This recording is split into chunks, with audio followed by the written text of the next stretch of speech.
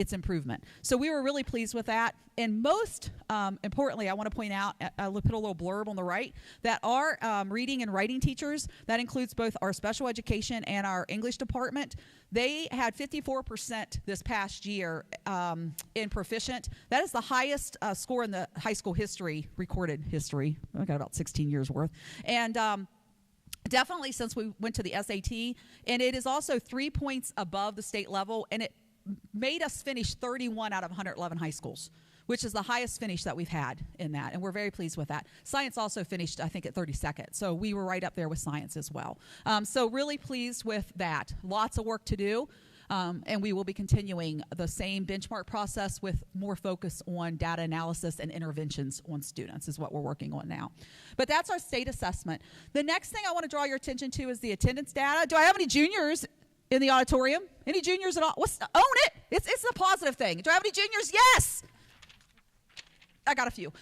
So what I want to tell you about the junior class, above everybody else, they have killed it in attendance this year. So we have found that we believe all the work the county's been doing from elementary all the way up to the high school is finally starting to sink in about the importance to come to school. We definitely see that happening, and I don't think it's because they get popcorn or they get field trips. I think that helps, and we'll continue to do that, but I think it's just maybe starting to sink in.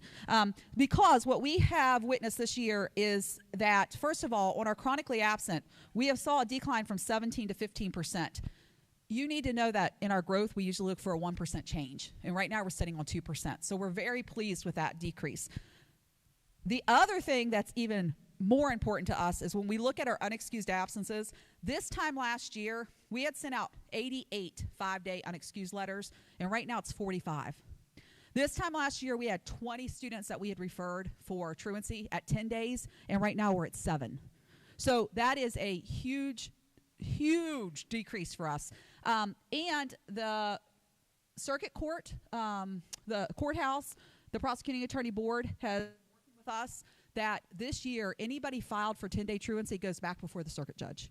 So we had been in front of the magistrate, and they have moved that back upstairs. So we have filed on 7 kids. 2 have been in front of the judge so far, and both have been put on probation. So we feel very strongly that that is going to help deter because we have more activity. Probation just means we're getting in some wraparound supports, and if we get to that point, we need those. But we're really happy with that. And the junior class, this is the biggest thing. The junior class has had 0 referrals. They have a chronic percent, or they have attendance average of 95%, and 74% of them qualified for the exam incentive, which means 74% of that class had 5 or less days and no unexcused. 110 kids in that class. Like it's fabulous. Yeah, it's really good. And we normally don't see that with the juniors. Usually it's our lower grades have the higher because, you know, older kids get busier and sometimes they don't come quite as much. So we're really pleased with that. The other really big shout out that I want to make is that 18.7% of our student body has not missed a half or a full day of school. I don't want to say they have perfect attendance because if it's 2 or less periods, it shows up as a tardy, so the wording there is a little bit weird. But 18.7% have not missed even a half day of school at all. Yeah, really, really happy about that. And 420 students have missed 5 or less days, which that's 66%. So the last little piece of data is on the last page, and that's our discipline data. And the 2 things I want to note on that is 89% of our student body has not had a referral this year. And I want to celebrate that side. Not the 11% that has, but the 89% that haven't. I think that's fabulous. I do, though, need to point out one little thing. We've had 176 referrals this year. When I saw that number, I said, oh, it's a little high. Like, I like to be in like the 150s, and we've never been there, but that's where I'd like to be. I like to be at 5, but 176 felt a little yucky to me. So when I was doing some more data diving, what I found is that 51 of those 176 were from 4 kids. What kid? 4. 4 students. 4 students. These gentlemen, along with me once in a while, have dealt with the same 4 kids 51 times. And we've only dealt with kids 176 times total. So that means 29% of our discipline is those 4 kids. You'll hear me talk about an ALC all the time. So anyway, we're really proud of that. And that freshman class, if I take those 51 referrals, and 3 of those kids are not freshmen for real, they're retained freshmen, that means that my freshman class only had 40-some referrals at this point. That is fantastic for a freshman class. So our sophomore class is down to 46, and that class has been a pickle for us. Any sophomores in here, it does not include them. But last year they had a lot of behavior issues in that class. So we're really pleased. But that's my summary of the data. There's a lot more on here, and I know you may want to ask me some questions that I'm prepared to answer whatever you want to ask me.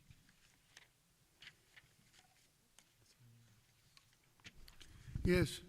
Considering the current practices being implemented at your school and challenges that may be present, why do you feel it looks this way? So I think I kind of hit on that a little bit, but a couple of the things specific, we'll talk about the testing data and the SAT. I think the beginning of the benchmark last year where our students were pre-testing and we were getting pre-test data and then we were reviewing it to change how we were teaching and what to try to do gap closure has helped. Also in high school, we used to only test grade 11. Last year we added grade 10, and this year we added grade 9. So we've actually done benchmarking on grades 9, 10, and 11 now this year. So I believe that we're moving in the right way. Also, our teachers are working together. Ms. Roberts has provided 2 days so far this fall for them to sit and work on data analysis and look at specific needs in English and math. So I think for that, that's how we're improving. Why are we not all the way where we need to be? Because we've got issues still. Math is not taught the way I believe it needs to be taught, and remember, I'm a former math person, so I have a lot of opinion about that. There's issues in the state of West Virginia standards, and we have to work around those, and that's what we're learning to do. We're trying to learn to take our professional decision-making and make choices about what's best for our students and still meet those standards, and that's what we have to be willing to do that. And sometimes that means you go, that's not as important, this is going to be more important. And we're getting better at that, but we're not there yet. On a positive note, I do have an entire math department full of math teachers, and I think that will help us to continue to improve. And I think our English department looks as good as it does because I have experienced English teachers teaching. And in today's world, that goes a long way to have somebody that actually was taught to be a teacher and teaching. So, and the few that I have that came in under alternative cert, they are natural teachers, and they're teaching their behinds off, if you will. They're very good at it. So I think that's helping. Discipline is as good as it is because I got these guys on my faculty with me. Honestly, they do so much work, and the teachers follow along. And we preach to the teachers: don't argue with kids, don't lose time teaching. If you got issues, we're here to get the obstacles out of the way you teach. And I think that's what helps us. So, you want anything else? Good enough, Doctor or Mr. Taylor? Okay, Dr. Taylor. Sorry. Anybody else? Questions? How does the school plan to monitor the status of the priority need improvement efforts effectiveness? How does the school plan to monitor the priority needs? Status. Yeah, okay. Yeah. So how are we monitoring our needs? Tongue twister. Okay, gotcha. I believe it or not, I've actually read these questions before. So I think that we are already doing that. Our leadership team meets monthly, so that gives us an opportunity to look at our strategic plan and what data we need to do. In addition, we address that through Faculty Senate. And the three of us, along with our 2 counselors, meet regularly to drill down on any data that is currently a top priority. And we're reflective. You can imagine I'm a reflective practitioner anyways. I spend way too much time thinking about what's going on, and I make changes. And we'll make them, if we got to make a change on Wednesday, we'll make a change on Wednesday. We don't wait until the semester or the beginning of a school year. So we try to monitor regularly and change quickly if we need to, and be proactive if we see something that could be changed instead of reactive next summer or whatever. So we'll just continue to do that. I can't tell you we do it the second week of every month. We do it because I don't sleep well if we don't look at it, and but we do have built-in approaches as well. So anybody else?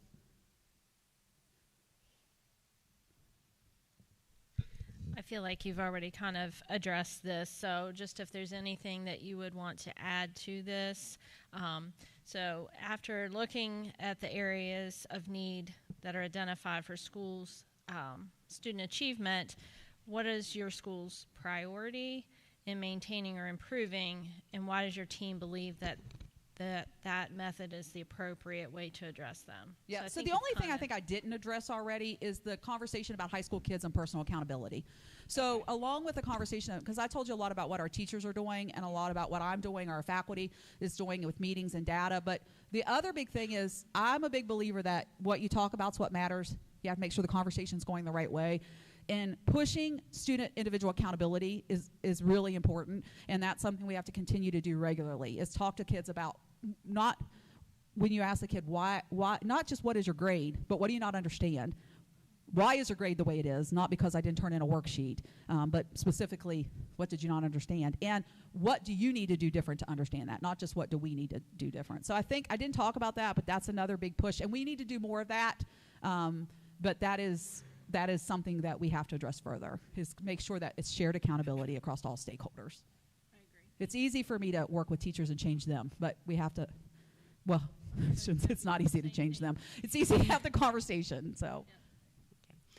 So to continue to support all of this self-monitoring and self-actualization and pushing forward as a team, are there any other supports that you and your faculty and your administrative staff need to continue this process and bolster it to get you where we'd love to see you? Yeah, I think the continued need, if I didn't say this, my faculty would hang me, so I'm just going to say what it is.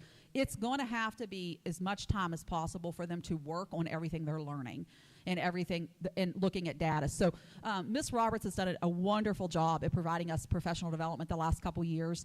And when we were meeting in leadership last month, and I said, okay, on February whatever the date is that's coming up, we're going to have a PD day. What are we going to work on? And they said, we need to work on figuring out how we're going to get everything we've learned implemented into our lessons, because you get inundated with new ideas and you get really excited. And anybody that's ever went to a professional development in any job knows what that feels like. You go out and you come out on fire, and then reality hits, and 6 weeks later you're digging yourself out from under a snowstorm, and you go, well, I haven't done one stinking thing with that. So continuing to look to add time into our calendar for teachers to just independently plan. And I know we get planning every day, but I won't sit here and go over with you what they do in that 50 minutes, because it's not a whole lot of opportunity to actually sit and try to be big thinkers. There's IEPs and all that other stuff. So time.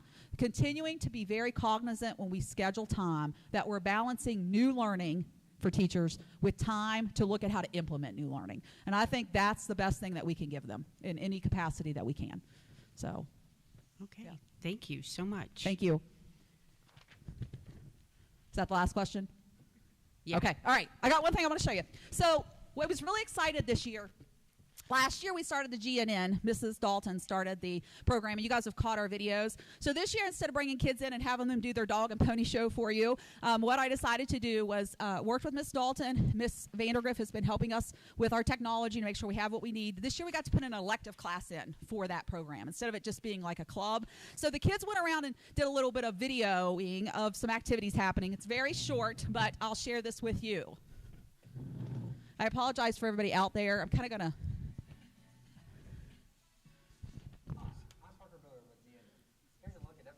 Can you still see it? Mrs. Sayers' first art class prepared food for the winter celebration. Her students also competed in the annual gingerbread competition.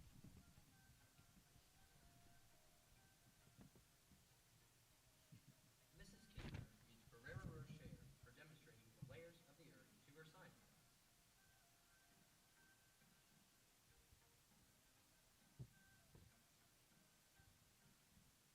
So they just asked teachers to send a note if they wanted something recorded.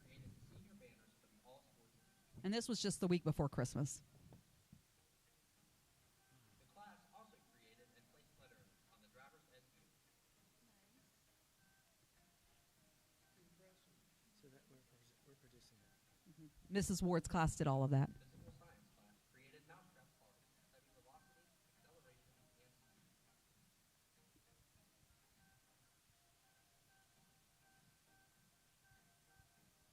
Mrs. Doughboy's art classes worked on classroom beautification and worked on tactile skills, We're doing a video.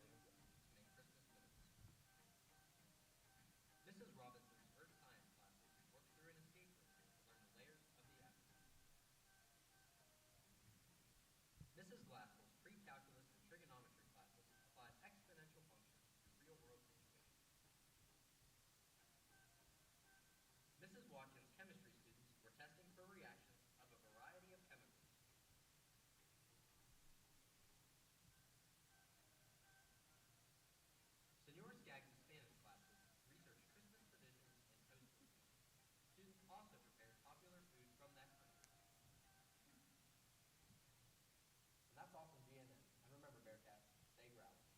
And this part right here, this end is so good. They do something every show about getting people to follow.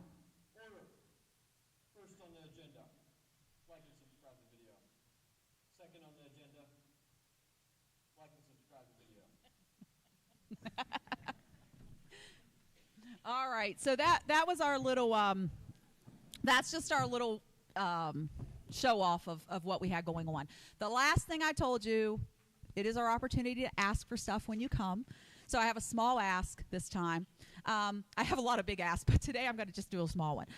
One of the problems that we've been having is in the gym, in the new gymnasium. It's no longer, I can't call it a new gymnasium. In the Scotty Hamilton, our tarp is, you guys remember at graduation, it is a trip hazard. It doesn't lay well. It's old, and they don't hook together well. So when I was at Lewis County High School, it's actually been a couple years. Lewis County High School has this cover sports for their gym floor, and the way it works is it comes on, you order them by the roll. They're 10 foot wide, and you have them custom cut to match your gym floor. They hook together when they go down, and there is a frame. I think I maybe have a picture of it here, but maybe not. But it's, oh yeah. So you buy this, and it holds, we would need 10 rolls. So it holds all 10 rolls. It can be motorized or hand crank.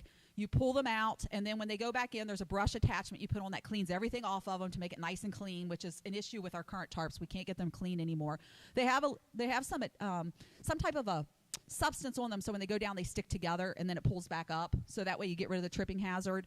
And because we don't have any space here to store anything, we would like to buy a cover to put on it, because it's going to have to go probably in the hallway during not being used. But I would like to purchase a new set of tarps for the gym, so that we have graduation, prom, whatever, we can make sure we're protecting the floor and protecting ourselves so people are not falling all over. I gave you a very brief quote. That is the first run. I have not done any research on other companies. This is the company Lewis County had, so I looked at them first. And I'm going to come back to you when I have more information, and I'm going to ask for a 50% match. So I'll pay for it, 50% of it out of my school allocation. I'm going to ask the board if they would consider a 50% match of that. If you tell me no, I'm still going to work out buying it. But that is going to be my ask today. And I feel comfortable asking because lots of people use our gym and not just us. So I feel like I'll pick up half of it. I'd like for somebody else to pick up the other half, since it doesn't all directly benefit, and it's facility maintenance type stuff. So that's it. I appreciate you tonight. I took a little longer than I'm sure than I intended, but that's me. And you guys asked too many questions, so I'll blame that on you. Next up, I believe, is Mr. Skidmore, who will represent our Faculty Senate tonight. Thank you. Thank you, BOE.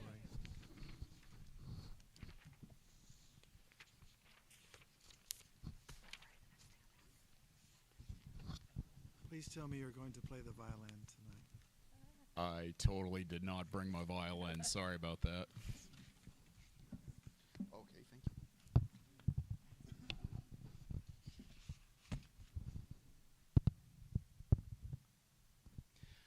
Okay, thank you all for having me. I'm representing the Faculty Senate. I've been elected Faculty Senate President, and that was for this year. Wait, yeah, pretty sure. So anyway, thank you for having me for that. I'm going to discuss a few things. We have some good academic initiatives. The teachers are working on a shared collaborative goal to increase students' vocabulary. Each teacher or each subject gets about 20 vocabulary words, and so then when you add the subjects together, there's about 90 plus words then that the students will learn. And we got this list, I believe, from words that were commonly not understood for the SAT and PSAT.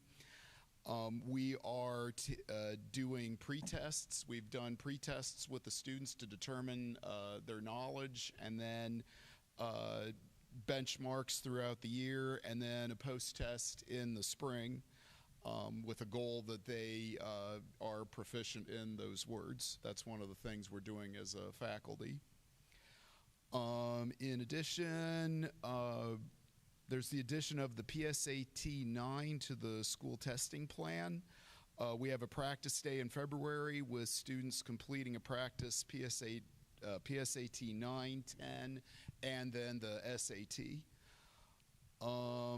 We have some new teachers. This is their first successful semesters. We have Taylor Sayers in ProStart, and Zach Tennant in Ag Ed. Okay. We have some technology upgrades. There was a new lab in TC8 for Mrs. Ward, and then we have new software and TVs for school-wide communications. We have a new student activity that I'm leading. It's a strings group. We're meeting after school. It's not like a position, it's just I'm doing it because I want to try to get student interest in strings. And we had one successful concert so far with the choir, and that went really, really well, and I'm hoping we have several more to follow. We have facility upgrades. We got, of course, the parking lot paved, and that's been very, very nice, as well as improved exterior lighting. And I believe that's it. Thank you. Well done. Welcome. Next up, we have Ms. Miller. She's the president of our LSIC.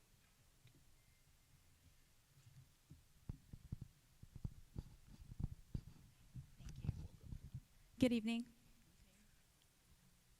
Good evening. My name is Jennifer Biller, and I'm here as the president of the local school improvement council for Grafton High School. My son is one of the juniors that they were talking about earlier. The LSIC would like to take the opportunity to thank you for the facility upgrades you spent time and money on at the school last year. I came before you and asked that you guys add some lighting to several places around the exterior of the building, specifically in front of the arts wing, where the band and choir groups were loading and unloading the trailers in the dark, and where parents were entering and exiting. You installed those lights there and at various other places around the grounds, and that has helped tremendously, so thank you. We also thank you for paving the teacher lot. We've heard a lot of good comments about that, and for your help with the new baseball field. We are so excited about that project and our facility. This year, the LSIC is working on an issue that was brought to us regarding the student fees that must be paid to take AP exams. We are looking at a way to simplify the payment process for students. In addition, we are exploring the possibility of removing the financial burden from students entirely and not requiring students to pay for the exams or for them to pay only for a portion of the cost. In most cases, students do not take just one AP exam. They usually take multiple at a cost of $97 each. This can be quite an economic burden on financially strained families. It can also deter some students from even signing up to take the exams. The fee must be paid in cash or check. We surveyed our AP teachers to get their opinions, and we've reached out to other counties to see how they handle AP exam fees. Some high schools reimburse students who pass the exam. In some counties, students do not pay at all to take the tests. The county board's alumni groups or boosters pick up those costs. In other high schools, students pay for the exams if they want to take them. We had hoped to discuss our AP exam fee survey results from the teachers and examine the other counties' policies at our LSIC meeting that was supposed to have happened last week. That obviously did not happen, and we're all busy. We have not been able to reschedule prior to this meeting. So I apologize that I didn't come before you with a complete packet of information, but we do hope to return if you will have us later in the year with more information, possibly a proposal after further investigation and discussion. Do you have a total cost on the number of students taking exams and what that would cost? We do not yet. That I was hopefully going to have a chart with all of that information. We just got our survey back from last week from our teachers that we had done, so we are in the process of compiling that, and I'd hope to meet with our group and that did not happen. So once we get all of that information, we can come back to you with that if we are allowed to do that, or I can submit by email or whatever the process is that you prefer. Mrs. Garvin, I'd like to offer the opportunity for them to, as soon as you get that information, Mrs. Biller, if you'll bring that to my attention, we can look at that together and get that to the attention of the board faster. Okay. Then we'll figure out some way of addressing that. I don't have a resolution for you, but I certainly will offer the opportunity for us to sit down. I'll be a recipient of that as soon as you have that through Mrs. Shoemaker or you or whomever. If you can schedule a time for us to discuss that, I'd be happy to be part of that. So you would like to know the number of students taking the exam, the total costs? Okay. Those kind of things, right? That kind of trend information would be very helpful. Okay. Thank you. Thank you. Thank you for hearing us, and that is all I have. I do want to say that Ms. Biller is a wonderful president. Our LSIC is really blessed. She's in her second year of her term, and no, but probably not. But and we also have a group. There's about 7 very committed members of our LSIC that come and they represent the community and the school, and so we really are lucky. I've worked with LSICs that are not as committed, and they are committed, and they pick something every year to focus on, and this is the goal for this year. So that's what we have, and now we get to recognize some kids. All right, so the first group up, I believe, is soccer. And we have with us Coach Jaron Freeman will be representing the soccer program tonight. And I'm not sure, I think Casey Cochran may have came in as well. Hey, Casey, come on up. Coach Knight is coaching tonight down in the gym for basketball, and Coach Wolverton is in Cancun. So tonight, these guys will be here. I messaged Mr. Knight that I think we got the better coaches anyway, so it's okay. But I do want to obviously congratulate them. It was an amazing trip, and every time that we have a team that does what they did, I'm so thankful to get to be on the journey with them and to watch them. And with that said, I'm going to turn it over to Coach Freeman and let he and then Coach Cochran say or whatever they would like to present.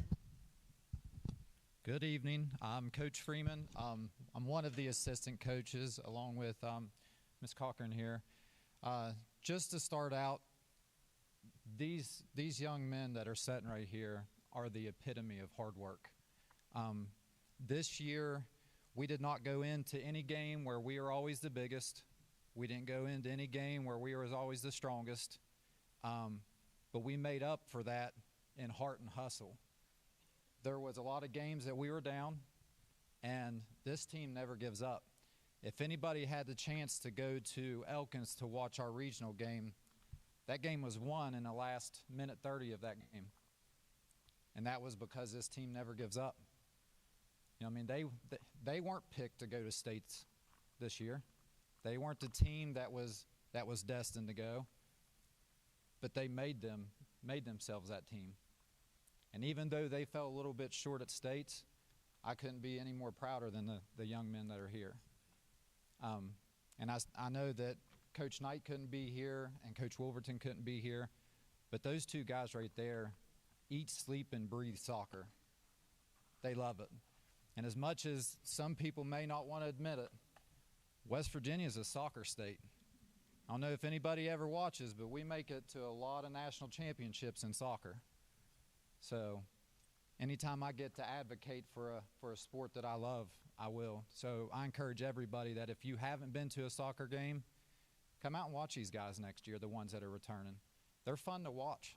They really are. So I'm going to let Casey say a couple of things, and then we're going to bring these young men up. I just wanted to touch on the community support that we got whenever we made it to states. It was unbelievable, all of the members of the community that came together and donated and provided. We had a charter bus. They donated food for money did I say that right? Money for food, and they just supported us tremendously. Yeah, but these boys, this is my first year coaching. I love soccer. They were a lot of fun. I had a lot of fun coaching them.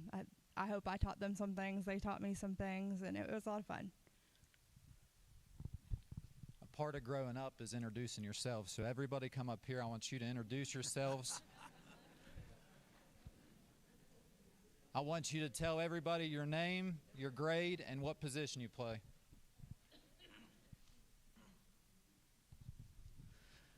Noah Foley, 11th grade, and I'm a midfielder. Gage Alexander, center back, freshman. Braden Bailey, 11th grade, right wing. Tyler Clem, 11th grader, goalkeeper. Braden Taylor, center back, freshman. I'm Ethan Weaver. I'm a senior, and I was a striker. Jameson Bass. I'm a freshman, and I'm a right back. Grayson Goebel, freshman, midfielder. Olmer Vigor, junior, midfield. Jared Blackhurst, senior, center back. Raymond Tosinio, freshman, defense. Caleb Cozart, 9th grade, right back. Parker Riffle, 11th grade, defense.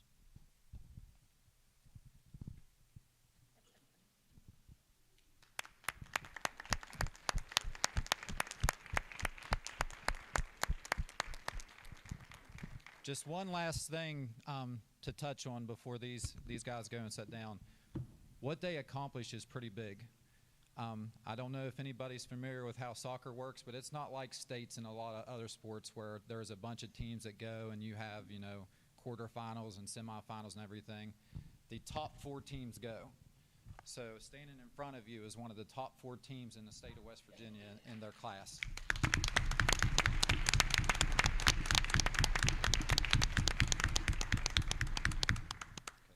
just want to say something? Hang on, guys. Stand here and continue to be the remarkable humans that you are, and we're going to congratulate you one at a time. Gentlemen, I'm very, very proud of you. I look at some of your faces and I realize how old I am. I can't imagine how Dr. Stallings feels.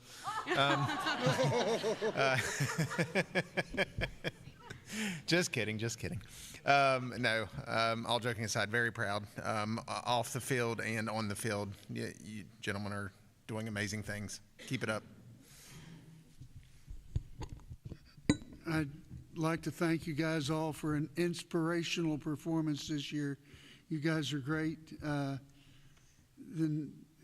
mean, to be one of the top teams in the state of West Virginia, that's significant. You should all pat yourselves on the back. You be proud of yourselves. Great job. Thank you. Just want to add again, congratulations to each one of you. You guys truly represent what teamwork is, and I think your coaches seem to set that good example for you, so they're dedicated, and you guys are dedicated. It sounds like you're also dedicated and academically as well, so that's also very, very important. So thank you for coming to school, and thank you for representing our school and our state. Thank you so much. So again, I guess thank you, right? Because we're sitting up here and we are remarkably proud of a dynamic group of young men that, quite frankly, none of us had anything to do with. It is all about your coaches and your folks. So moms, dads, grandmas, grandpas, aunts and uncles, thank you for helping to support them so that they could go out and do us all remarkably proud. Keep it up, guys. Thank you. Mrs. Garvin, if I might add, I just want to recognize the character of these young men. They are not only fast on the field and dedicated to that, but I don't want to miss the opportunity to tell you how often I've been told by people who visit and experience our young men and women about how wonderfully represented we are with character, not just sports. And that's important to everyone. I certainly appreciate it because it makes me proud to be your superintendent, and I'm proud of watching you. I once was told a while back when I was a lot younger, Mr. Dowdy, that soccer would not be something taking place in Grafton because we were a football town. And indeed, we still are a football town with a soccer habit, and that has rung true for the last couple seasons, and that's because of your effort, and I appreciate that for you. Thank you so much. Okay, you're good now.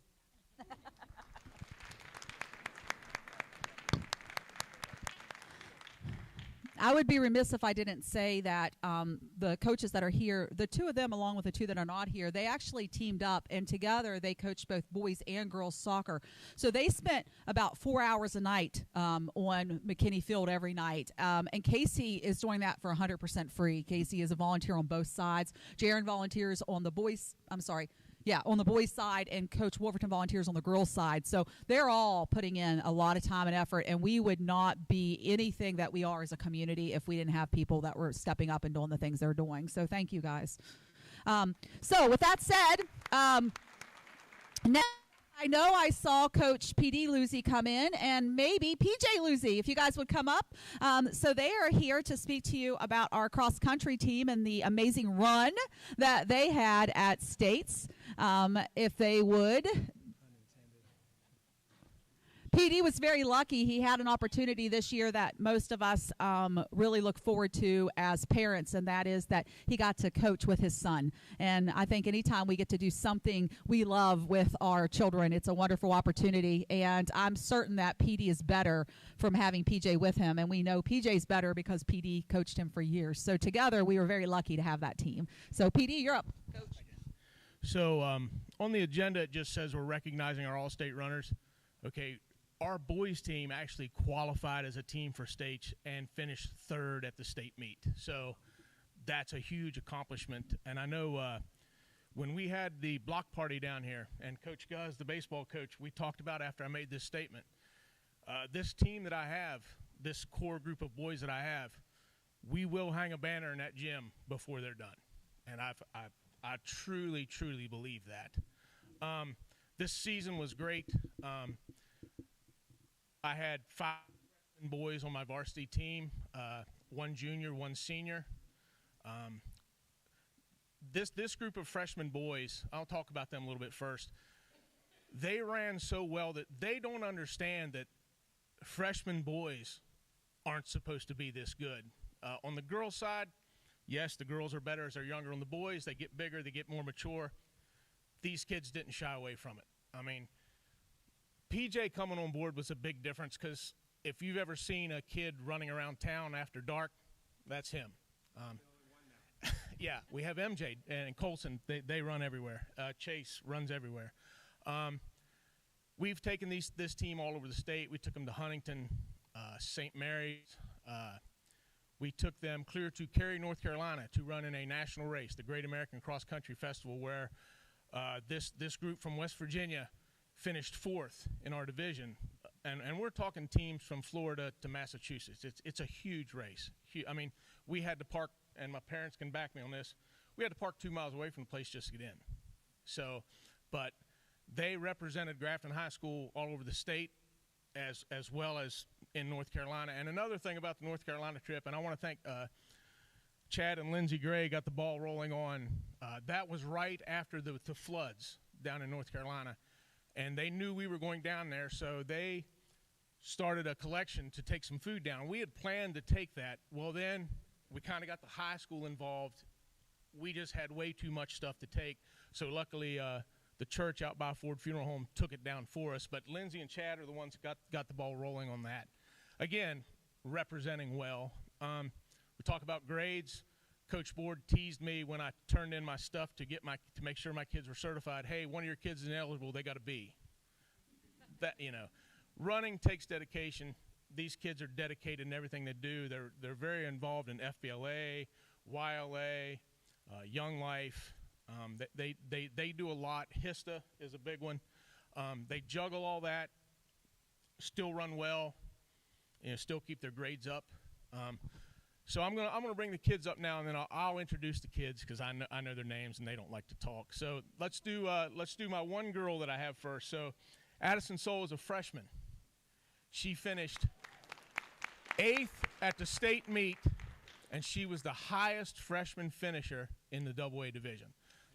So, all right. So this is my boys team, and most of them are here. Colson is a junior. Colson finished 7th at the state meet. He was our #1 runner state meet. He just kept getting there. He had a great season, finished it off well. Chase Mayer is a freshman. finished 8th at the state meet. He was the highest scoring freshman at the state meet. Actually, I lied about Addison. I forgot. There's a girl from Hubert that wins national races. She's a freshman too. She's so good, I forgot about her. But another team is Isaac Young, who's also a freshman. Isaac was a varsity scoring runner every race we had. I got to tell you a story about Isaac. When he told us he was going to come out for cross country, he said, "Coach, I just want to come to practice and run. I really don't want to run in the meets. I just want to keep the weight off of wrestling." I'm like, "Yeah, Isaac, you're running at the meets, bud." Briar LaRue, another freshman, also a varsity runner for us. I believe Briar has a couple middle school track records as well. But he's told me he's going to do tennis in the spring. We'll talk about that later. Who else we got here? J.K. Guz, also a freshman, varsity runner.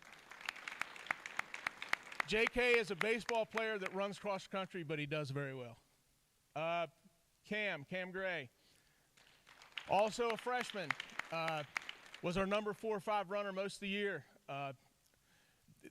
These kids, like I say, these freshman boys have done great. Have I missed anyone? Mason, Big Mace, come on down, buddy. Also another freshman, Mason run JV. I think he hit a varsity time or 2 for us, but again, just a great team. Is that all the kids that are here? Okay, we also have MJ Niggemeyer, who's refereeing a middle school basketball game tonight, who's a senior. He was a second-team All-Stater. Again, when we went to the race in Cary, North Carolina, he actually won the race. Like that was probably his biggest victory of the year. Caleb Edwards, who is a homeschooler that runs for us, he was a JV runner. He's a sophomore. He just got better every race. I think that's it. Did I miss anybody, Paige? I think that's it. But again, so this boys team is your 3rd best team in AA. And this is how tough, Coach Freeman talked about soccer, how tough. Cross country is tough as well. They only take 3 teams out of each region. There's 4 regions. The SSAC wants regional representation, so they only take 3 teams out of each region. So our boys team finished 2nd in the Big Ten to state champion Elkins in AA, 2nd in the regionals to state champion Elkins. And when we got to regions, the 3 teams that came out of Region 1 finished 1st, 3rd, and 4th. So that's how tough our region is. Now I'll speak a little bit about the girls team that Addison led this year. We were ranked 7th in the state, so both teams in the top 10. Our region is so tough, we did not go to the state meet because the 3 teams that went finished 1st, 3rd, and 5th. So I tell these kids, if you qualify for the state meet out of Region 1, you are competing on a state level. So the girls team were the first team out. That'll light a fire in them next year. I get everybody back. I only had 1 senior. This is my team next year because MJ will be gone, and we've already talked about bringing home big trophies and banners. And these freshman boys were a middle school team that never lost a race last year, so they step up. Colson, he's an all-state track runner as well. He's an all-state cross-country runner. We get him back next year. We're going hunting big trophies next year. So, and again, right here, my son PJ is the reason why these kids are so good, because Dad just cuts the grass, sets up for the home meets. And if you've not been to a home meet at West Taylor, I suggest you come. And Mrs. Shoemaker can back me on this because she helps at every meet we have. 600 runners. We bought a nice big finish line arch. We figured out how to use the timing system you guys have bought us now, which is great, and thank you for that. We had big Bearcat flags on either side of the starting line. We will be high-tech rednecks at this meet next year. So, PJ, you got anything to add? Yeah, I just want to say thanks to the group. It's been a dream opportunity come true, being able to coach and be a part of a special group like this. I said I wish I would have got into coaching sooner, but glad to have finally found it.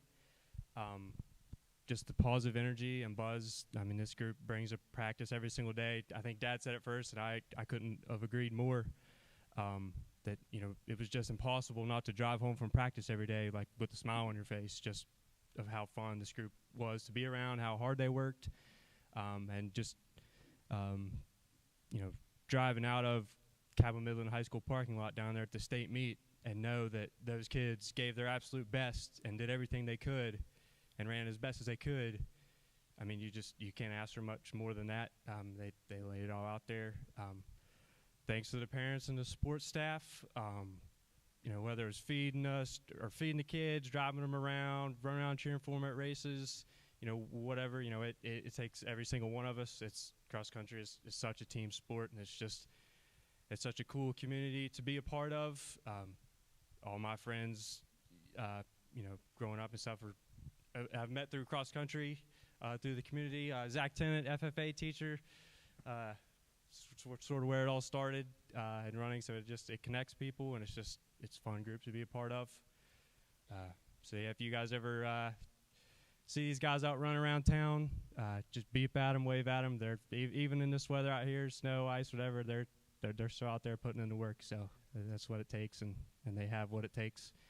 And you know, I told this group when we were sitting in the auditorium watching the awards ceremony down at States, I said,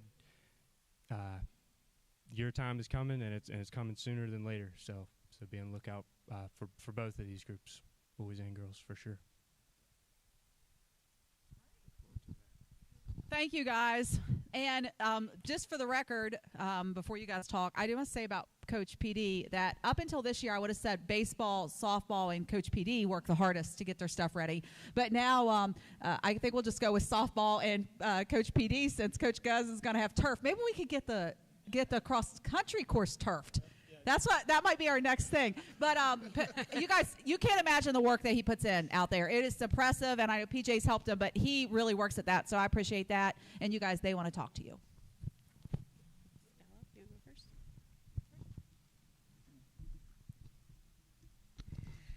Wow, very impressive. And also that a lot of you are freshmen, underclassmen. Just so excited to see what you guys do next. And again, thank you to our coaches and the family support and the community support. It's just amazing. I just love it being in this small community because we love our kids, and everybody's so dedicated to do whatever they can to help support them. So thank you to them, and congratulations to you guys for your achievements.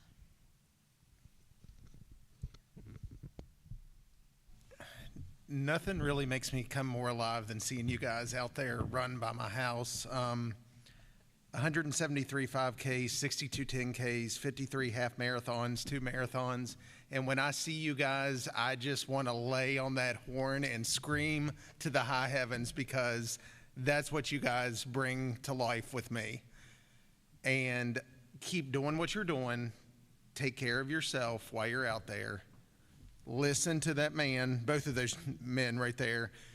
They know what they're doing.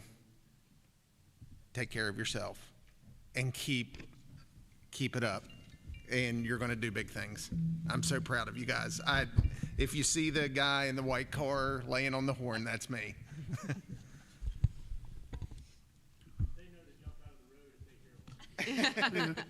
Well, you guys are learning something that can be a life skill. If you keep running the rest of your lives, you'll stay healthy the rest of your lives. That's a good thing to have learned now. And boy, have you had some success at it. Keep it up. Build on what the coach is expecting of you. And kudos to the coach. He did the whole thing without the cheat sheet. Mrs. Knotts, do you have anything you'd like to say? I'm like Mr. Dowdy. I live out here near West Taylor. I live on Sand Ridge, or right off of Sand Ridge. So I also was thinking the same thing that Mr. Dowdy was, listening to the presentation here.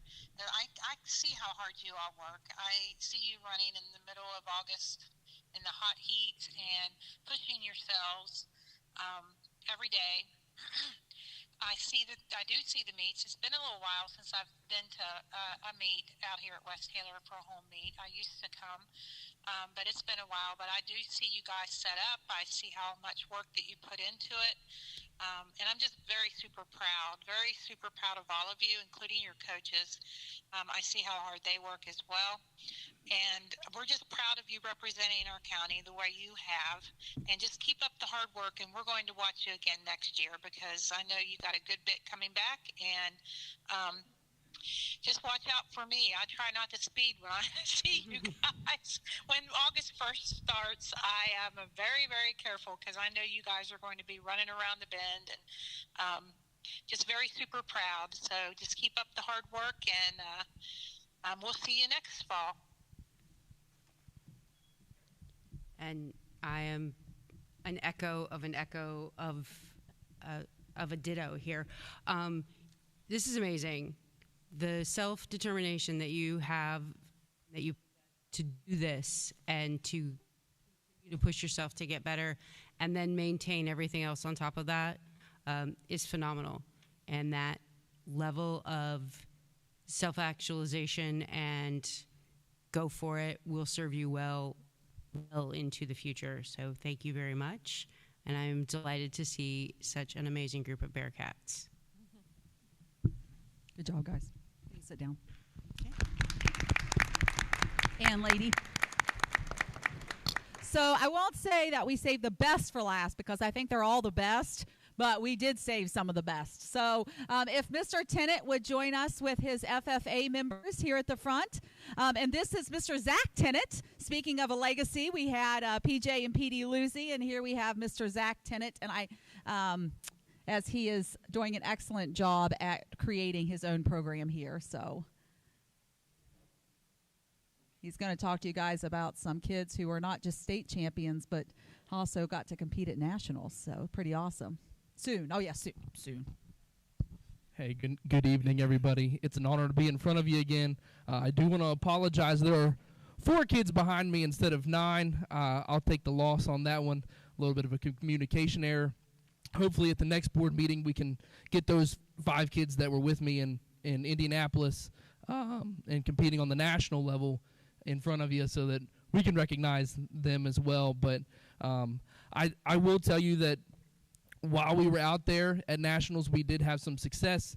I'll save a little bit of it for when those kids are here, but we had a great representation from a prepared public speaker out there, and our milk quality and products team that competed nationally.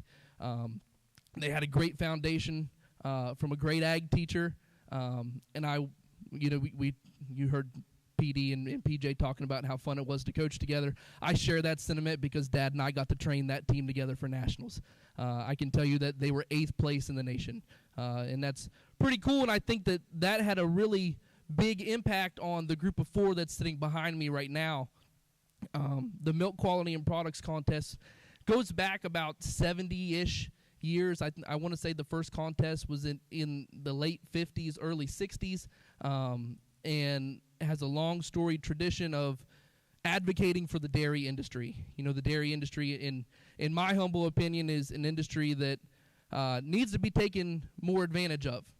In today's society, we have lots of alternative opportunities, right? Our non-dairy opportunities that lots of people take advantage of, for personal reasons or health reasons or whatever. But I think what lots of people don't understand is that those dairy farmers suffer because of that.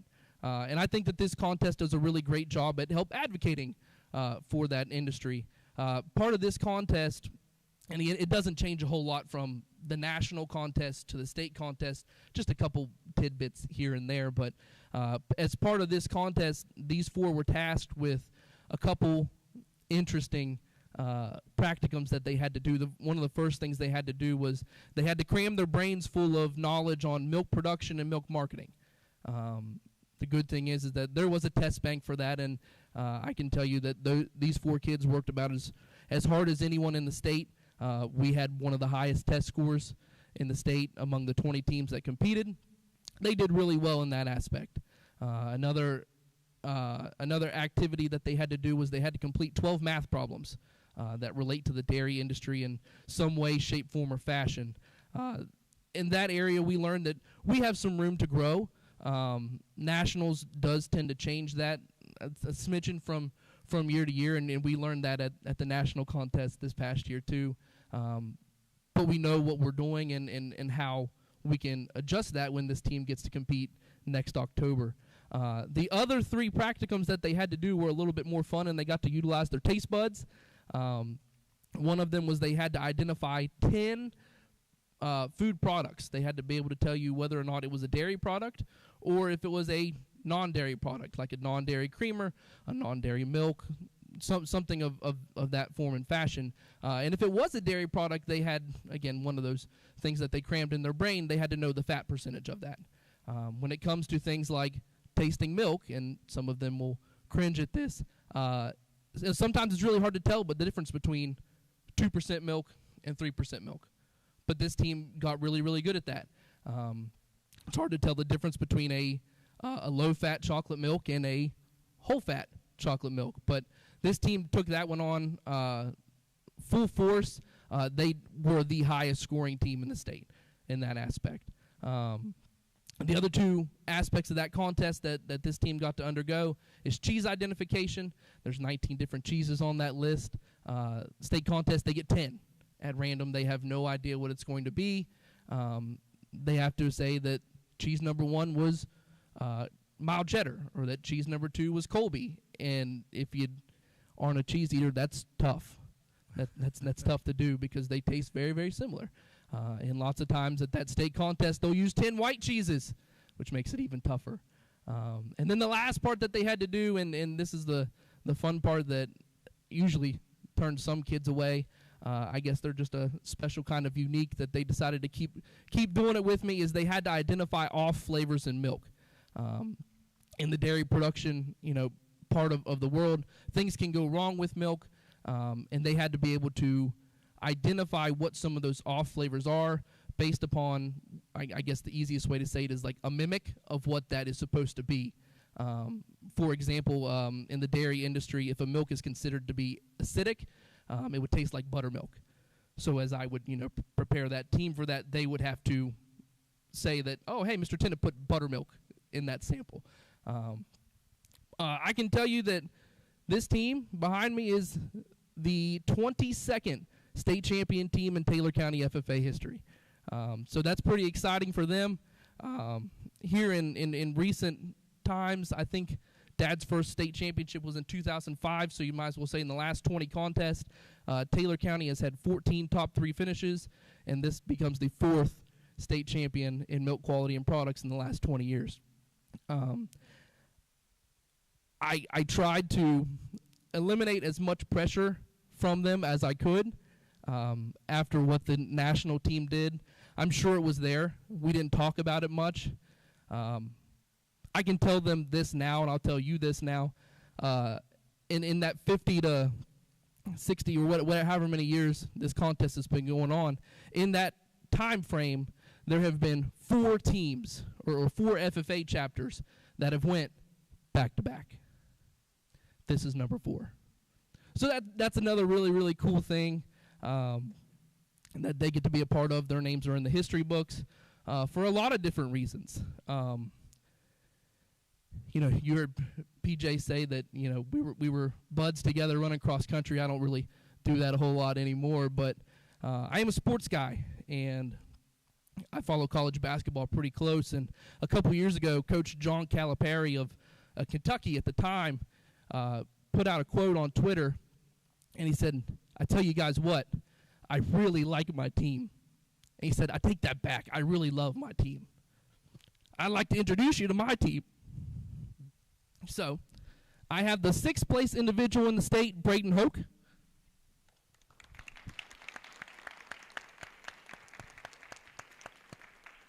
I have the 5th place individual in the state, Landon Jefferson.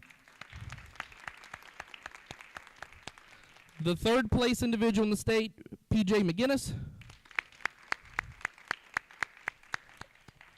And so close. The 2nd place individual in the state, Peyton Freeman. These 4 and I will get to travel to Indianapolis together next fall and participate nationally.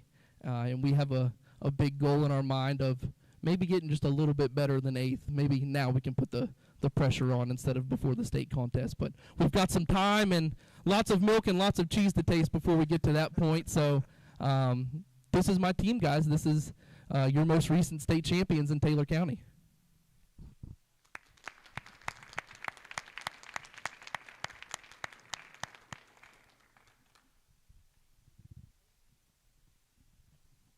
Extremely, extremely proud of you all. Keep up the great work, and like he said, we've got the time frame ahead of us there. When did you say that was again? When?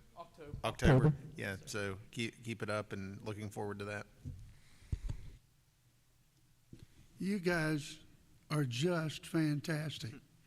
No doubt about it. I can see some internal competition to see who's going to be the top dog again next year.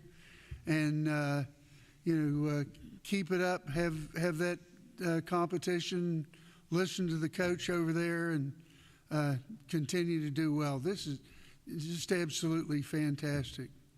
And to repeat, that's almost unheard of. Mrs. Knotts? Yes, I'm just once again, just super proud of every single one of you. To sit and listen to the group accomplishments, all your accomplishments as a group, but to also know and hear your individual accomplishments is just amazing. So what I have to say is just keep up the hard work.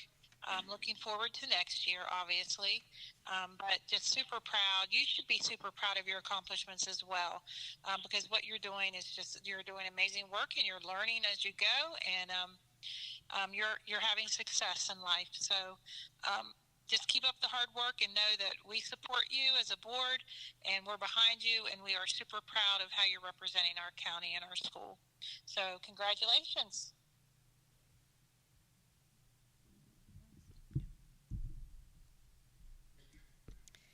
Wow. FFA always just surprises me. There's always something new that I learn every time you guys come, or anything that I have been to. I just learn so much from the things that you guys do. I had no idea about the milk and the cheese tasting.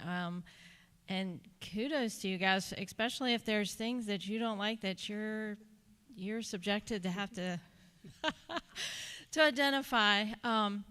But super, super proud of each and every one of you. And I know that you guys have a lot of individual things that you achieve, but you also work as a team. So I'm super, super proud. And also, I just, again, want to say the adults that support these kids. I mean, we have you and your father before you, and then we had PD and PJ. I mean, it's family, right? It's family. So it's just amazing. So thank you also to the parents and family support there too, because I've heard from Mrs. Shoemaker about the hours of dedication and the early hours that go into FFA. So congratulations. Excited to see what you guys do in the fall.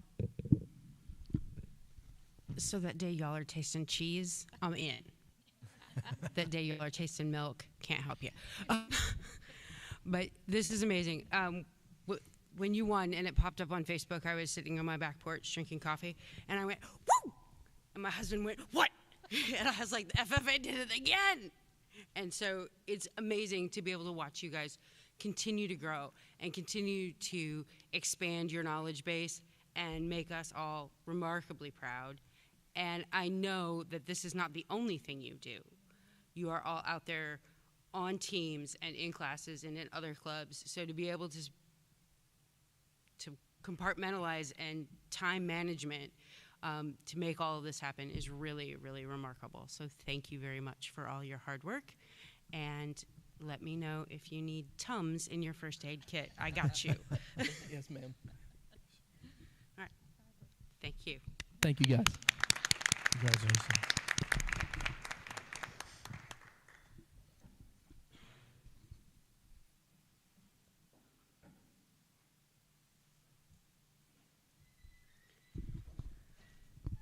All right. I believe Ms. Tracy. that brings us to Miss T.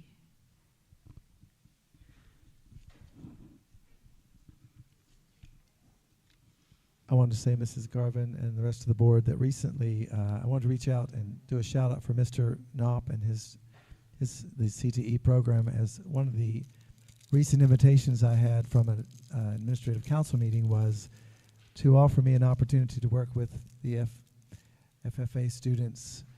And I didn't know what I was getting into, but I said, I'm in. And so they were kind enough to welcome me into their meat processing lab and allowed me to assist with gloves and washed hands in the processing of the sausage and preparing their hams for the future, the forthcoming auction, right?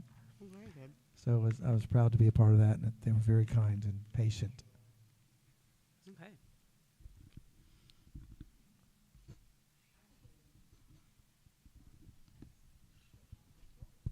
Okay.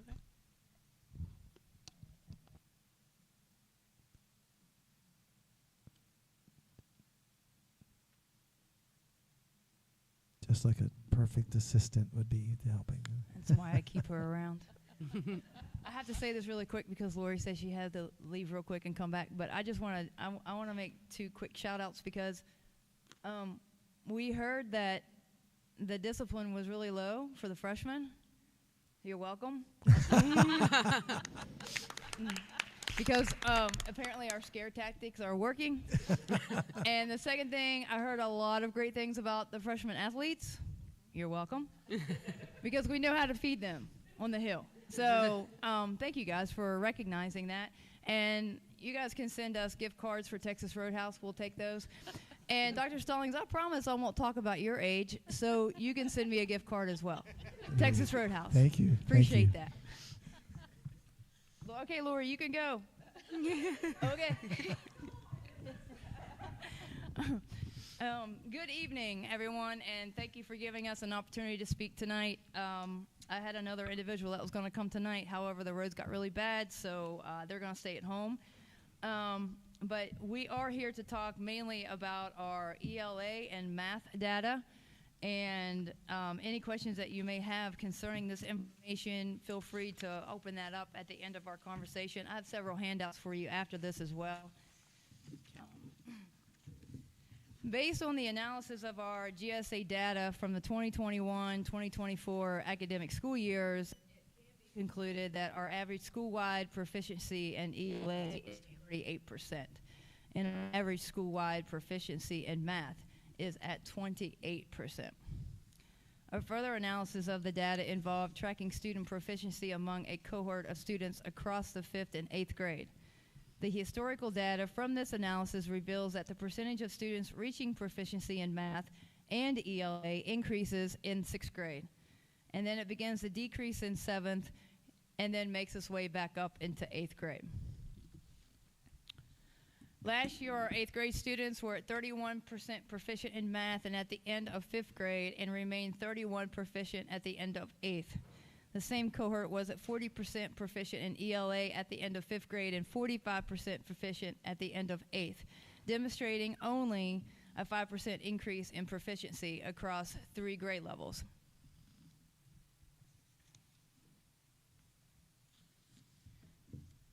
Our first question that we ask ourselves is why, when we sat and talked about this, and there were several of us that got together, including myself, my admin team, my interventionist. Research suggests that 30% of the middle school students will learn independently of classroom instruction, essentially revealing that exposure to the information is significant for them. For the remaining 40%, differentiated instruction, peer learning, scaffolding, clear learning goals, hands-on activities, and incorporating technology will help to enhance those learning experiences, which will be essential to our students' success.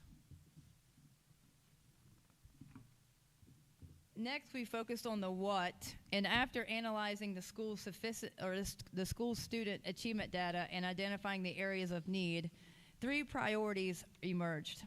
These 3 priorities are mirrored in the West Virginia Department of Education standards of effective schools.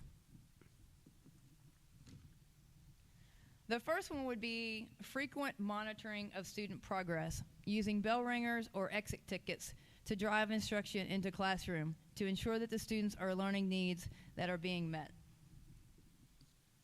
The second one would be equitable opportunities to learn. Remedial reading and math classes, they are needed at TCMS to reach larger groups of students that need intervention to close the learning gaps. Third is to establish a positive and safe learning environment through effective classroom management strategies. And the last section that we covered was how. The administrative team at TCMS will monitor the status of the priority needs improvement efforts through walkthroughs and observation data and use student achievement data to determine the effectiveness of these efforts. In conclusion, improving student achievement is hard work. There are no simple solutions or a singular thing that is magical to this process. It is a collective effort among all stakeholders. As we prepare to implement the priority needs improvement efforts at TCMS, we will need to support of Taylor County Board of Education, and we are asking that we can include Read 180 and Math 180 classes to our low-performing students. And also, we would like to ask of the Taylor County Board of Education to consider adding the position of an instructional coach to the faculty of TCMS to provide embedded professional development related to best practices, effective classroom management, and student engagement strategies. I do have Mrs. Waters providing some information for you right now. Some of the information that we are providing to you is information in regards to our math and our reading 180. We do iReady. 5th and 6th grade is strongly and very actively engaged in iReady. 7th and 8th grade tend to lose their interest in iReady. We are trying to incorporate other strategies that we are going to motivate the 7th and 8th grade to be as anxious as 5th and 6th grade. And one of the things that you're going to see in front of you is our new Renaissance program, and I'm going to credit this to Mr. Moore. This was Mr. Moore's idea. It has worked great. We have done it for 9 weeks. The students were very active in it, especially 5th, 6th, and 7th. 8th grade is not highly active in it yet because they're not sold on the iReady aspect of it, because there are a certain number of iReady lessons that you have to complete.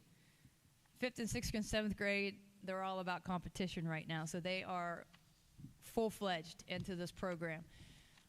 You will see that there are different levels of this program, and students can reach different levels based upon attendance, based on iReady, based on academic achievements, based on attendance.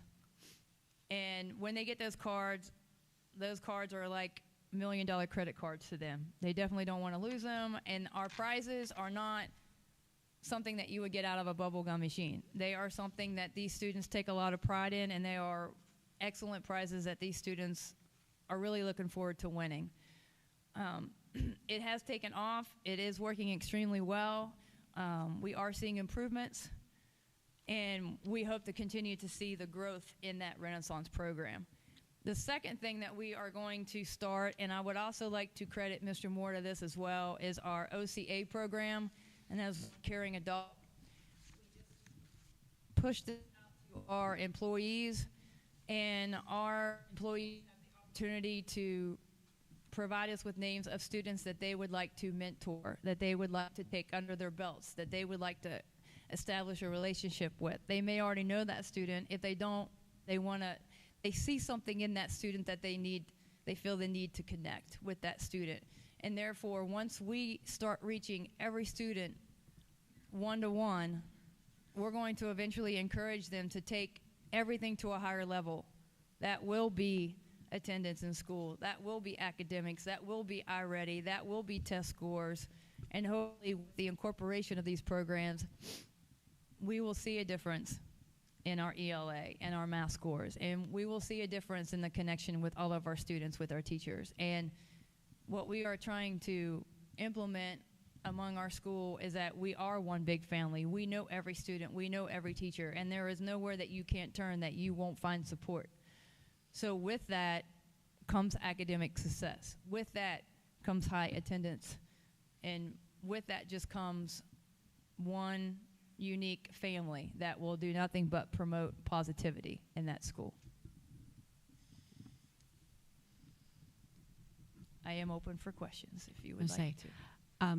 I know several years ago the middle school was actively using the Read 180 and the Math 180, and when you say re-implement those, that makes me think, have we been paying for a program we're not using, or did that only start scale down its use for a specific subgroup and now we want to broaden that? Can you? I might have to go to Dr. Decker on this because I see her wanting to talk, but I know it's used at the high school, but we're using iReady, but we just don't have that program in our school, and that's something that we want to, and we have talked to Helen about that, but do you want to chime in? Okay. So I actually spoke with the rep today just to kind of get an idea of how this would work from their end. And they use it at the high school. We had it at the middle school when I was still teaching there as a class. And it really wasn't implemented the way that they would recommend it being implemented, so we weren't seeing a lot of success with it. So that's why the middle school went away with it. So we have not had it. They only pay for licenses for the high school at this time because we are using iReady is what the understanding, but we're not seeing the success with iReady that is happening. So we don't use it at the middle school currently. Okay, very good. Thank you.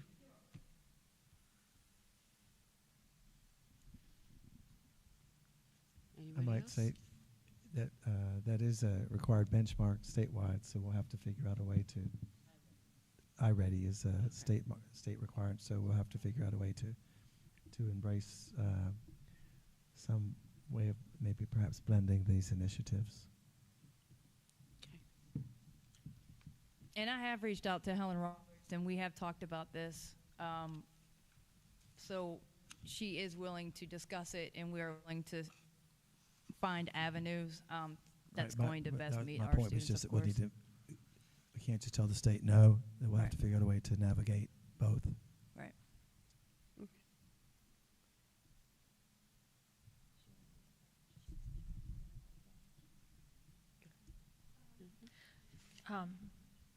I just had a question. You had mentioned something about an instructional coach. Is that part of, the priorities that you identified? Is that where you would utilize this FTE? Is that what your vision is, or what?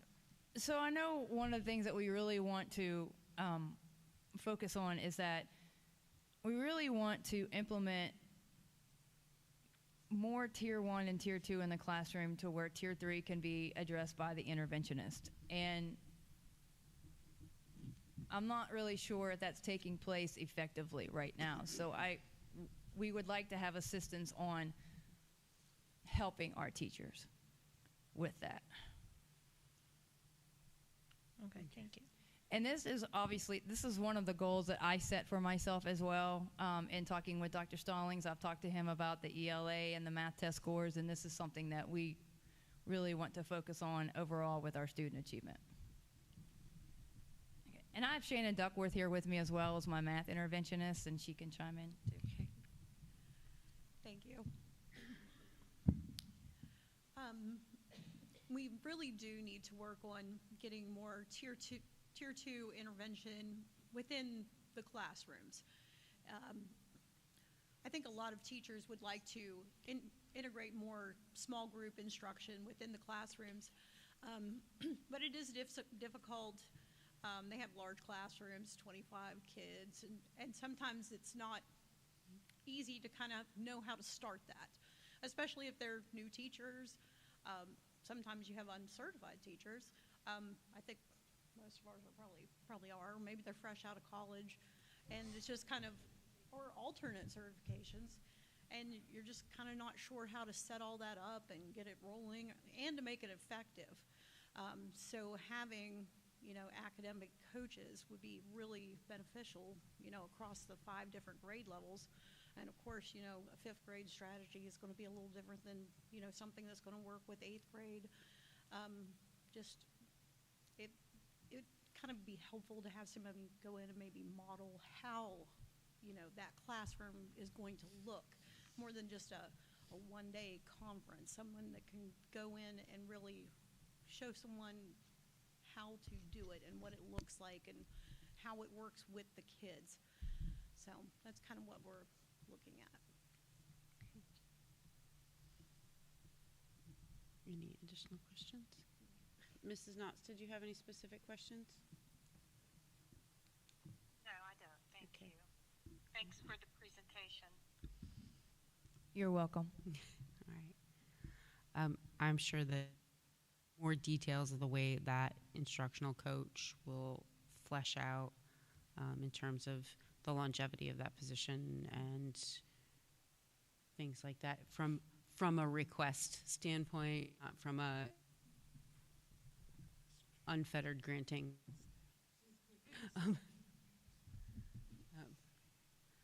So, he's whispering. Okay. Duly noted. Thank you. Thank you very much. Thank you. That Renaissance program, that's pretty nice. I like that. Yeah. The students love it. I'm glad they're really, I mean, if they lose their card, they're making a panic attack around the school trying to find their card because they don't get a replacement. So they are really excited about that. Well, and that one caring adult too. That sounds, I'm intrigued about that because, you know, middle school is hard anyway, and to have someone that's kind of looking out for you and checking on you, that's nice. Hey, thank you for your time. Appreciate it.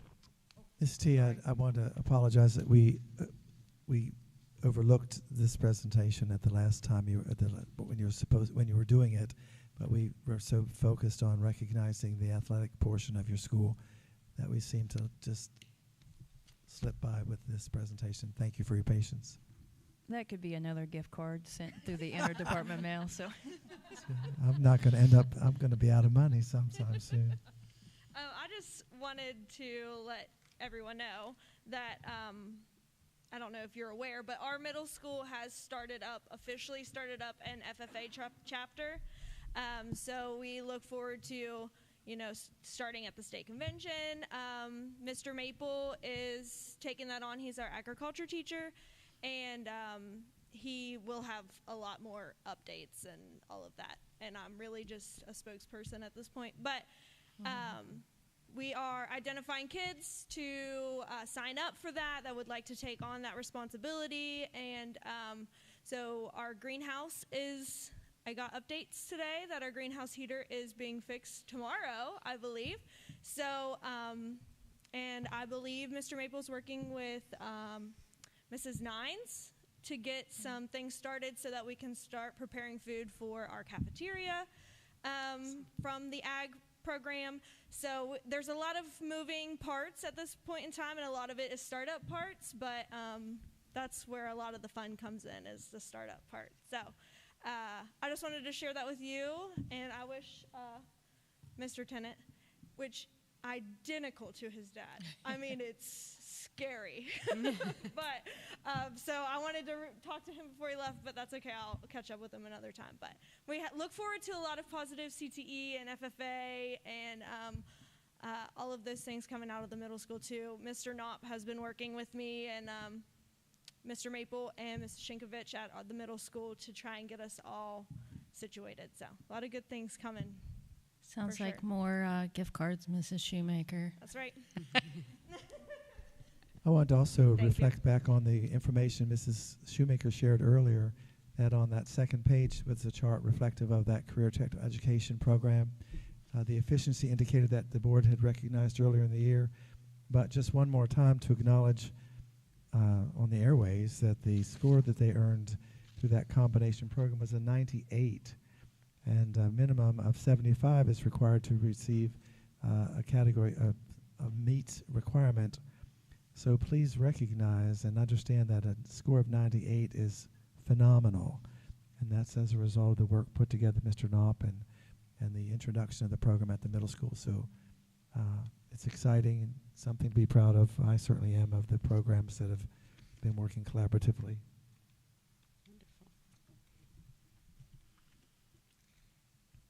Thank you, ladies. Thank you. And thank you, as always, for all of your continued support. Thank you.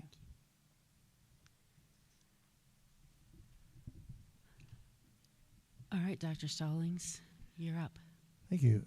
Real quickly, I provided you, in front of you, there's a copy of the superintendent's updates that were provided electronically to you earlier.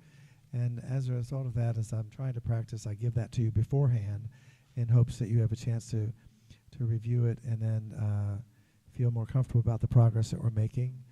The property purchase status has been indicated on that first category. We are well underway in the process of bringing that to fruition, as you know, and actually the payment for the initial 60-minute period for the final evaluation is underway. I hope you mean 60 day. I'm sorry? 60 day, not 60 minute? Well, actually, a 60 days, excuse me.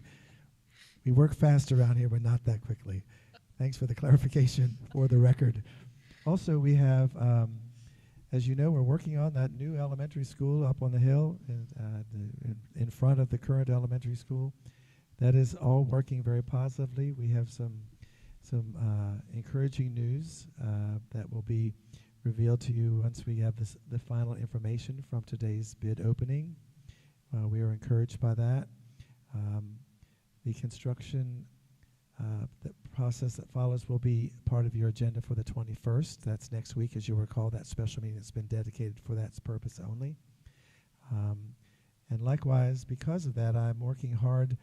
I hope you received your invitation to the groundbreaking ceremony. I know I can expect you to be there, but I still wanted to make sure that you were receiving an official invitation in the mail. Okay, should be receiving that. And I hope that even though we know you're coming, if you'll do us the courtesy of using that QR code just to RSVP for us so we can do account for that activity. We have received confirmation from Mrs. Shoemaker and her program at the high school. They'll be working with us for that day. I'm looking forward to it. It'll be a wonderful day for Taylor County again. And Dr. Stallings? Yes, ma'am. Remind me the date of that. The date is Monday, 2 weeks from yesterday, January 27th at 10 a.m. at Anna Jarvis Elementary, the current school building. We will start the ceremony inside because it is winter, but we will have the official actual photo op of breaking ground in the front of the school for a few minutes as a part of that ceremony. So I'm looking forward to that. I hope you are as well. It's a great thing for the county. Lastly, on your reminder is number 3, dealing with facility safety. We have responded to both of the requests that you have made to us. One is the continuation of trying to improve the crosswalks on Sanborn Drive, and also in front of the school. I was at a meeting just this morning and obtained permission from our the city council or the city manager, allowing us to proceed with additional crosswalk signage on there. We'll be having that very soon. Likewise, the administrators of both the Grafton High School and Taylor County Middle School, with Mrs. McCarthy, had originally planned, per your request, to practice utilization of the metal detection equipment.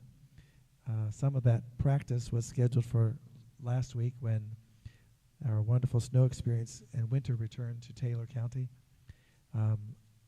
I do know that their plan is to provide you some information about that discussion as a part of your 8,000 series.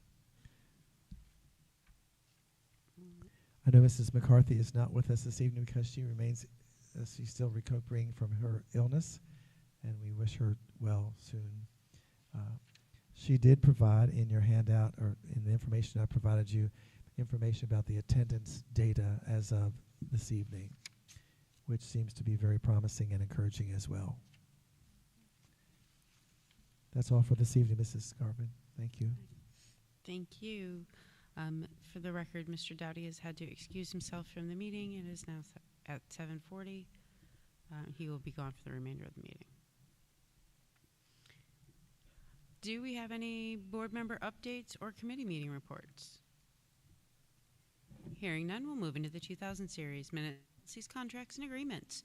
The superintendent respectfully requests approval of the minutes from the regular meeting on December 17th, 2024. So moved. Mr. Taylor moves. Second. Mrs. Gallo seconds. All those in favor? Aye. Aye. Motion passes 4-0. Policies and codes first reading. There's a number of things. It'll continue to sit there, and we'll read them twice more. Moving into the agreement section. And the consent. Okay. Superintendent respectfully requests approval of items 2095 through 2097 in the 2000 series. Moved. Mrs. Gallo moves. Mrs. Knott seconds. All those in favor? Aye. Oh, sorry. Questions? And in favor, we got 4 ayes. So, motion passes. 3000 series, the consent calendar. Do we need a motion to pull 31, 12? 3112. We can take a motion. I believe we covered it at the beginning. Yeah, but I think we did. Yeah. Sorry. All right. Very good. Superintendent respectfully requests approval of items 3110, 3111, and 3113 in the 3000 and 3114 in the 3000 series. Moved. Mrs. Gallo moves. Second. Mr. Taylor seconds. Questions? All those in favor? Aye. Aye. Aye. Motion passes 4-0. Brings us to the 4000 series, financial, budget supplements, and vouchers payable. Mr. Dolan. The budget supplements that were included in your packet were some grants that we received for special education and some budget supplements. I had to make some adjustments to the budget to have some money moved in some certain line items. You did receive your packet for your vouchers payable, given the weather over the past couple weeks and not having school. My department worked very diligently the last couple of days to make sure that we got vendors paid in a timely manner. So I apologize for that. Thank you very much. Superintendent respectfully requests approval of items in the 4000 series. I'll move. Mrs. Gallo moves. Sorry. I'll second. Any additional questions? All those in favor? Aye. Aye. Aye. Motion passes. 5000 series, student matters, personnel, legal matters. Mrs. Garvin, I would like to move that item 5384 be pulled for a separate vote so that I may recuse. Second. All those in favor? Aye. Mrs. Garvin, Yes, ma'am. I'd like to ask that 5388 be pulled for a separate vote. I'd like to recuse myself from that one.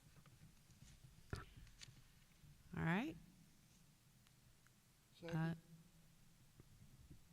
Mrs. Knotts moves. Mr. Taylor seconds. All those in favor? Aye. 5388 For a separate vote. for a separate vote.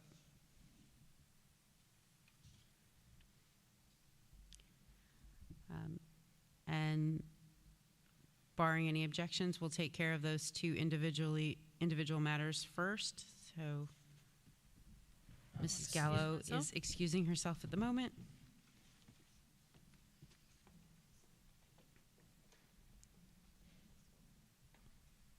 Do we have the student legal matter?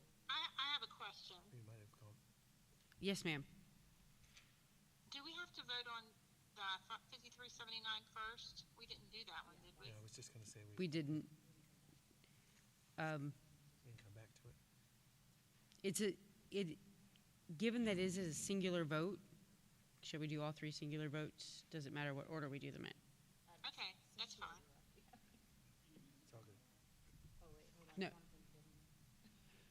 So since Miss Gallo has already stepped out of the room, like I think she actually went all the way out of the auditorium, I am going to ask that we vote on that one first. 5384. I move for approval. Mrs. Knotts moves. Mr. Taylor seconds. All those in favor? Aye. Motion passes. So if you would, sir. Mrs. Knotts requested that when, because I'm going to hang up and call her back so she can refuse. Mrs. Knotts, I am handing the phone back towards Dr. Stallings so that things can happen in an orderly fashion here in a moment. Yeah, he'll call me back. Thank you.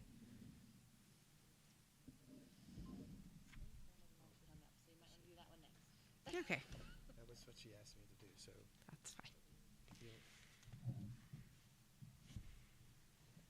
Continuing with our three singular items out of order, item 5388. I'll entertain a motion. So moved. Mr. Taylor moves. I'll second. All those in favor? Aye. Aye. Motion passes, which takes us back to the top, and we're going to try to get Mrs. Knotts back on the phone.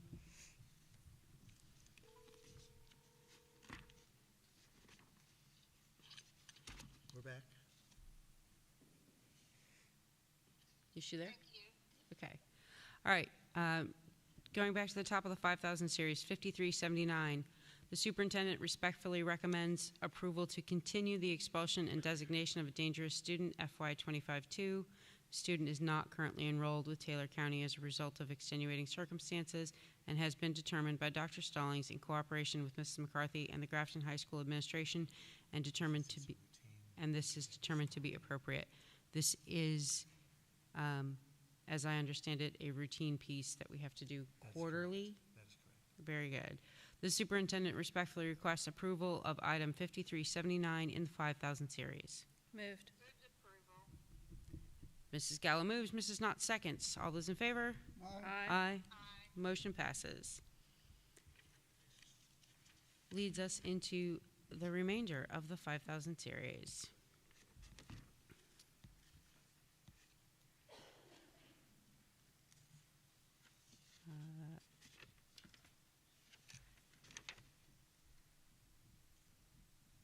Dr. Stallings, do we have a name for 5398, or does that need to be a separate vote?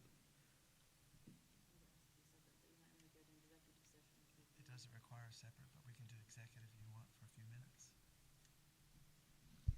I think that that would be a good idea.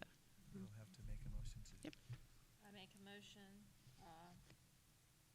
to go into executive session for item 5398. Second. Mrs. Gallo moves. Mr. Taylor seconds. All those in favor? Aye. And we are in executive session at 7:47. And I believe we are removing ourselves from the room. Is that right? Okay. Mary Battle, is that right?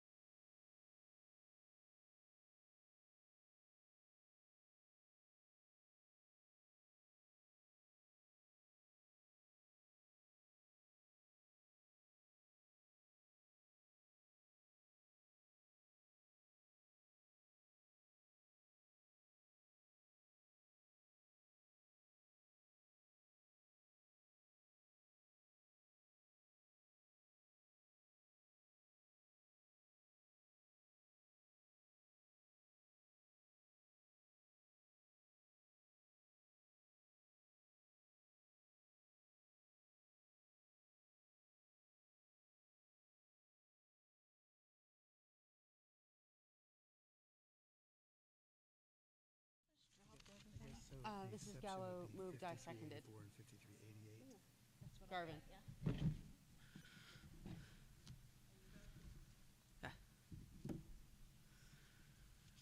All right.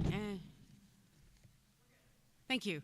And we are back in regular session at, 7:52 was the end of executive session, 2 minutes of travel time, and we are again here at 7:54. And we are in the 5,000 series. So the superintendent respectfully requests approval of items 5380 through 5398 with the exception of 5388 and 5384, which have been voted on separately. Mrs. Gallo moves. Mrs. Knott seconds. All those in favor? Aye. Aye. Motion passes. That brings us to the 8,000 series. Board member comments and discussion. Anything for the good of the order? This is the time that when the demonstration was wanting to show you in the Mary Battle. Of the metal detectors. This is their, per your request, that they were going to be gathering some information and come back to share what they were learning about that. So, And I'm confused. Are we not doing the 8,000 series? that's the review and discussion of school safety procedures, and part of that was intentional to be about the metal detection request. Back in the Mary Battle room that we just. Back in the Mary Battle studio. We're doing it in executive session? No, ma'am. Came out. Yeah, we were going to do that due to safety, as we were going to discuss things that regard safety. The discussion of the information they're learning to show you, plan to show you, we would prefer that be an executive session I see. initially, so that you can gather the information rather than. Are there people present that came for this discussion, or like anyone from the police, or? No. No, just the administration from the high school. Just the administration from the high school and a director and our treasurer and Dr. Decker and myself and Sonia. and Mrs. Green Hirschman. Okay, thanks. Okay. So the point is, though, in order for that to be shown, the demonstration to be shown, we've got to be back where We those gotta go back there. metal detection equipment is awaiting. Okay. Do you want to do that when all 5 board members are present? How, if we were to ask how, okay. Is that fine with, can we with your permission, we'll postpone that? Is that what I'm hearing? Yes. Yes. So. I'm fine with that if you guys want to do that. It might give them some additional time to do what we thought we would do last week. Well, here's the issue with that. The only issue I have with postponing it is will it postpone following through some safety things that you guys need to do? Because I don't want the safety protocols to be stalled because we didn't do something tonight. I believe that the practice of the random utilization of the equipment is still in play. They were just going to be talking to you about the kinds of data or information they've been gaining or gathering as a result of that randomization. So, well, yeah. We can wait on that then, I think. Yeah, and like I said, because of the snow last week, that was compromising their ability to do that at that time, and this will give them a little bit more time to do it a little more. Okay. I'm fine with that. Do we need to say anything about putting those gym guards for Mrs. Shoemaker on our next agenda? No, she still wants to look, she said. She's got to get 2 more quotes. Yeah. As I recall, Okay. Mr. Taylor, her initial presentation was this, her preliminary information that what she's going to use as a starter, and then once she gets more data, she'll bring that to our attention. I'll work with her about that as well. Okay. Just wanted to make sure it was going to be on a future agenda. That's what I would expect, too. Okay. With the PIN in the review and discuss of safety school procedures, do we have anything else for the good? Great. We're going to move to the 9,000 series, future meetings. January 21st, 2025, 6 o'clock at the board office. January 28th, 2025, 6 o'clock at the board office. February 11th, 2025, 6 o'clock at Anna Jarvis. February 25, 2025. Well, that is a lot there. 6 o'clock back at the board office. No ads? That's it. Delightful. I just want to say real quick, I'm excited about the 21st. Very good. Me too. At this point, I'll entertain a motion to adjourn. Mr. Taylor moves. Mrs. Gallo seconds. All those in favor? Aye. Aye. Thank you for all you do. Answer your phones, everybody. Answer your phone.